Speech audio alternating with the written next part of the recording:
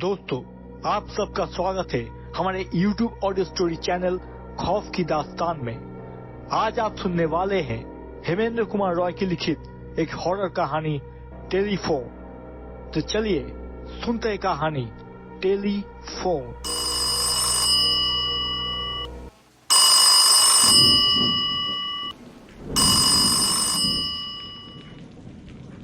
Telephone की आवाज से मेरी नींद टूट गई। उसी के साथ मुझे सुनाई दिया कमरे के दीवार के ऊपर जो घड़ी टंगी हुई है उसमें ढंग ढंग करके 12 बज रहे हैं। बाहर जोरों से बारिश हो रही है, साथ ही साथ आसमान में बिजली चमक रही है। बिजली चमकने की जोरदार आवाज से पूरा घर जैसे कांप रहा है।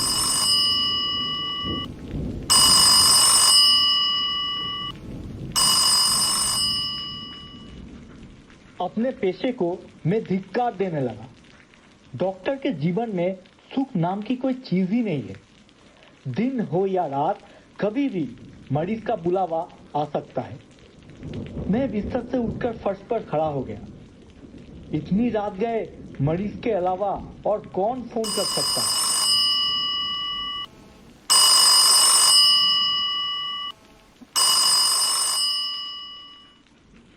मैंने आगे बढ़कर फोन के रिसीवर को उठाकर कहा, हेलो डॉक्टर।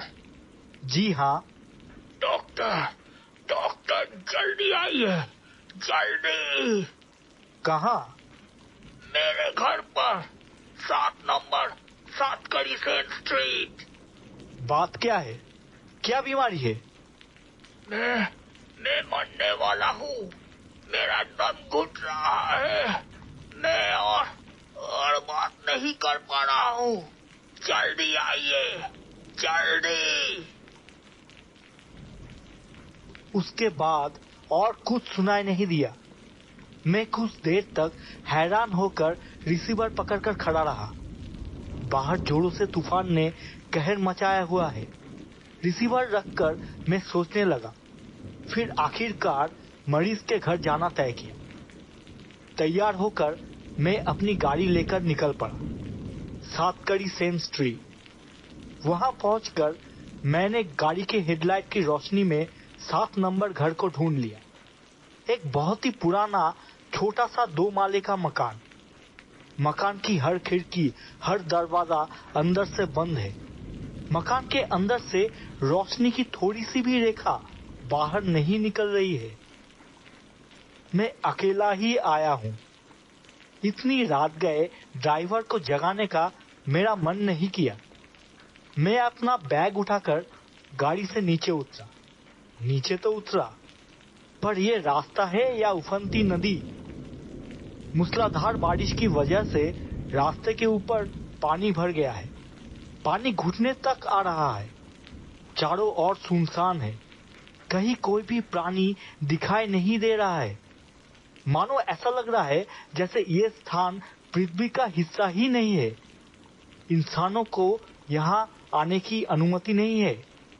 सिर्फ इंसान ही क्यों, पशु पक्षी किसी भी प्राणी का यहाँ कोई काम नहीं। केवल रास्ते के किनारे खड़े लाइट पोस्टों के अलावा और कोई चीज सजीव नहीं है। तेज हवाएं चल रही है। कितनी शीतल है ये हवाएं। बारिश की मोटी मोटी बूंदें मेरे रेनकोट से आकर टकरा रही है। सर्दी से कांपते हुए मैंने 7 नंबर मकान के दरवाजे पर जाकर दस्तक दिया। अचानक दरवाजा खुल गया। मकान के अंदर घना काला अंधेरा छाया हुआ है। दरवाजा किसने खोला है? ये जानने के लिए मैंने अपना टॉर्च जलाकर टॉर्च की रोशनी को मकान के अंदर डाला, पर मुझे कोई दिखाई नहीं दिया। मैंने सोचा शायद किसी महिला ने आकर दरवाजा खोलकर जल्दी से अंदर चली गई होगी। इतनी रात गए पराये मर्द के सामने आने में उन्हें लाज आ रही होगी। पर क्या मुसीबत है, इन लोगों ने मरीज का इलाज करने के लिए डॉक्टर को बुलाया है, पर रोशनी का कोई इंतजाम नहीं किया। अंधेरे में मकान के अंदर प्रवेश करके मैंने आवाज उठाकर कहा, अरे भाई, कोई रोशनी का बंदोबस्त करो। अंधेरे में कैसे मरीज का इलाज करूंगा? बेहद ही गंभीर और कर्कश आवाज में किसी ने जवाब दिया, रोशनी नहीं है। रोशनी का इंतजाम करने वाला भी कोई नहीं है। आप टॉर्च चलाकर आगे बढ़िए। आपकी दाहिने तरफ ऊपर जाने की सीढ़ी है। सीढ़ी से दूसरे माले में जाकर पहले कमरे में घुस जाइए। आपका मरीज वही आपका इंतजार कर रहा है। कौन बोल रहा है? कहां से बोल रहा है? मैं चारों तरफ टॉर्च की रोशनी डालकर बोलने वाले को ढूंढने लगा। मेरे सामने एक संकरा सा पसेज है। मुझे कहीं कोई दिखाई नहीं दिया। जिसने मुझे ऊपर जाने के लिए कहा है उसने जरूर मुझे अच्छी तरह से देखा है, वरना वो मेरे हाथ में थामे टॉर्च के बारे में नहीं जान पाता। पर मैं उस व्यक्ति को क्यों नहीं देख पा रहा हूं? डॉक्टर, डॉक्टर, वहां खड़े होकर क्या कर रहे हो? ऊपर आओ, ऊपर आओ। अपार्थिव कंठस्वर पास होते हुए भी जैसे बहुत दूर से आ रही हो। मेरी दिल की धड़कन बढ़ गई है। सदर दरवाजे से लगातार ठंडी हवाएं और बारिश मकान के अंदर प्रवेश कर रही है। मैं और चुपचाप खड़ा नहीं रह सकता। मैं टॉर्च को जलाकर आगे बढ़ने लगा। मेरे दाहिने तरफ जो सीढ़ी था उसे चढ़कर मैं दूसरे माले की तरफ बढ़ने लगा। ऊपर उठते हुए मैंने ख्याल किया सीढ़ी के ऊपर धूल की परत जमी हुई है, पर उस धूल के ऊपर किसी के भी पैरों के निशान नहीं है। ऐसा लगता है जैसे बहुत दिनों से इस सीढ़ी को किसी ने इस्तेमाल नहीं किया है। और एक चीज मैं महसूस कर रहा था। मुझे ऐसा महसूस हो रहा था जैसे कोई अदृश्य व्यक्ति या प्राणी मेरे ऊपर नजर रख रहा है। जैसे वो प्राणी मेरे हर एक कारनामे को गौर से देख रहा है। मेरे पूरे बदन पर जैसे एक ठंडा स्रोत बह गया। मैं रुक गया। सीढ़ी के ऊपर खड़े होकर सोचने लगा, क्या अब और आगे बढ़ना मुनासिब है? दूसरे माले से फिर आवाज आई, डॉक्टर, क्या तुम्हें डर लग रहा है? हाँ? बस इतनी सी बात पर डर गए? तुमने तो ना जाने कितने लाशों का जांच किया है। डॉक्टरी पढ़ते वक्त ना जाने कितने सारे कंकाल को छेड़ा है, और आज तुम डर रहे हो।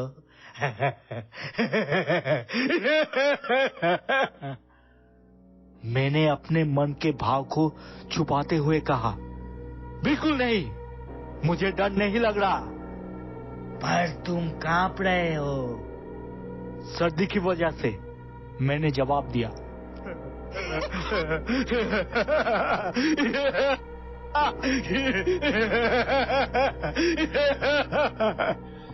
किसी की हंसने की आवाज सुनाई दिया।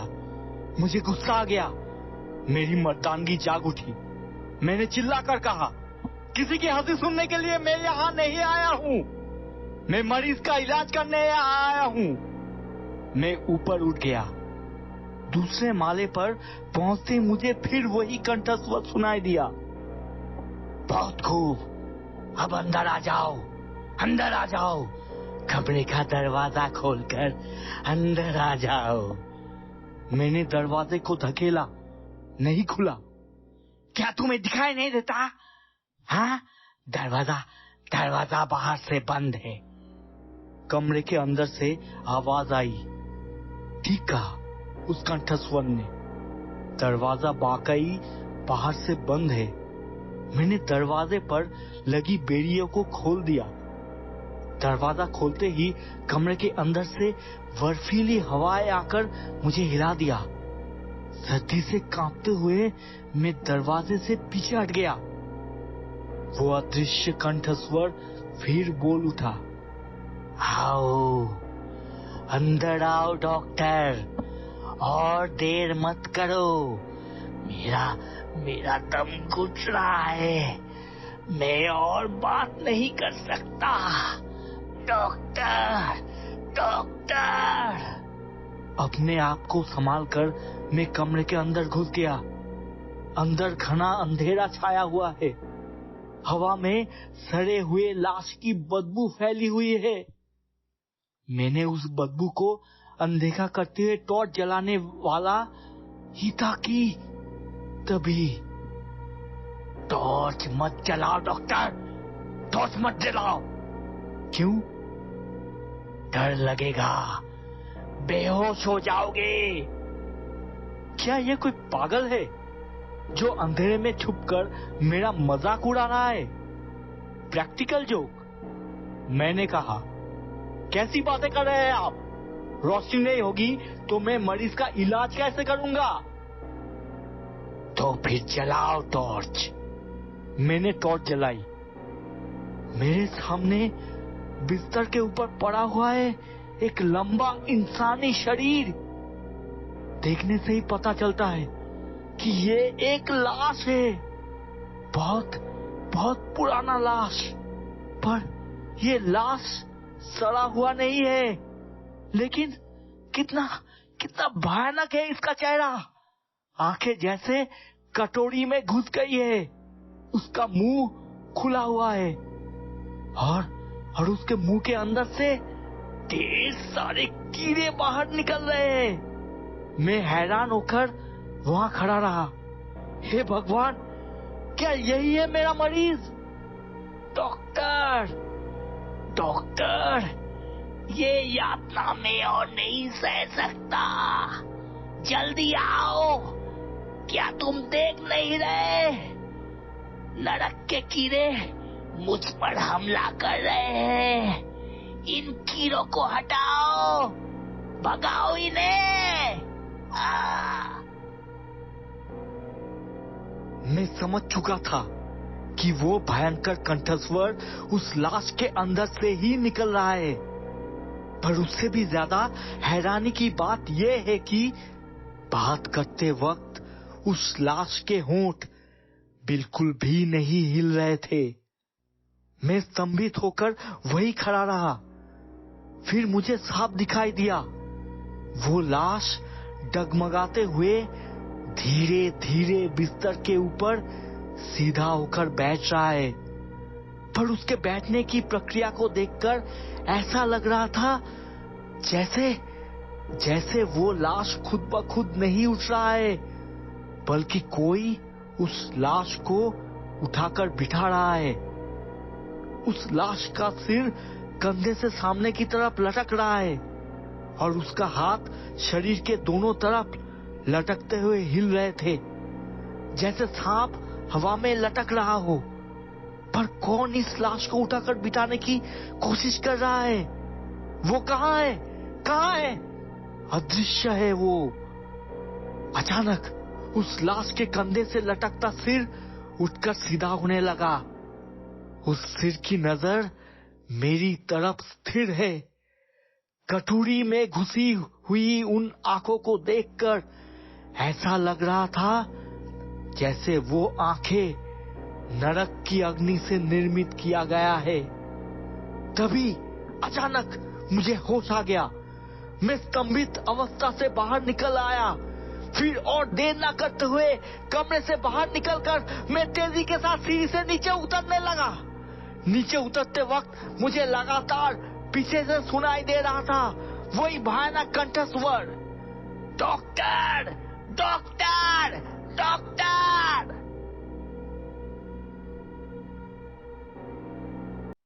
इस घटना के कुछ दिनों बाद एक दिन सुबह मैं फिर उस मकान में हाजिर हुआ। मैंने देखा उस मकान के दरवाजे पर एक ताला लगा हुआ है और एक नोटिस लटक रहा है जिस पर लिखा हुआ है, ये मकान किराए पर दिया जाएगा। मैं हैरान हो गया। ठीक उसी वक्त मुझे पीछे से एक आवाज आई, अरे डॉक्टर साहब, आप यहाँ कैसे?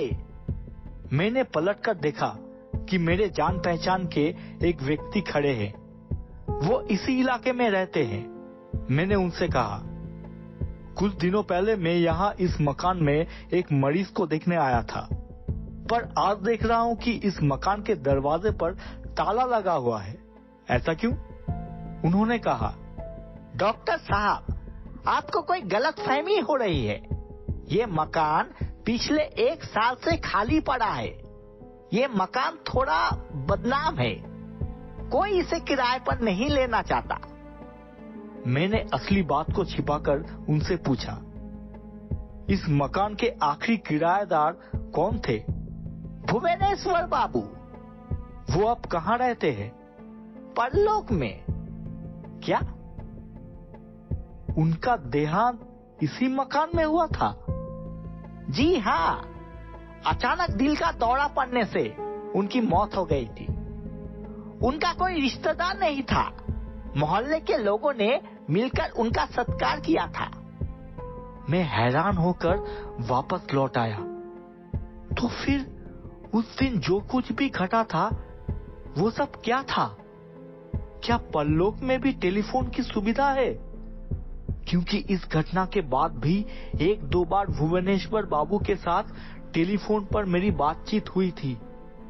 हर शनिवार रात के 12 बजे वो टेलीफोन की घंटी बज उठती है और फिर सुनाई देती है वो भयानक कंठस्वर, डॉक्टर, डॉक्टर, जल्दी आओ, जल्दी।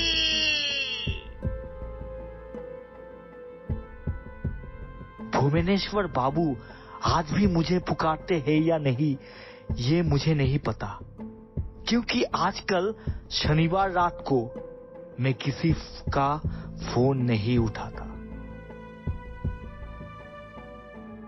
तो दोस्तों, कैसा लगा आपको आज की हॉरर कहानी टेलीफोन?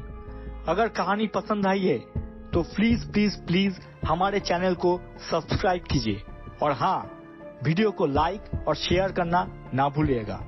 अगले हफ्ते आपसे फिर मुलाकात होगी एक नई कहानी के साथ। तब तक के लिए अलविदा।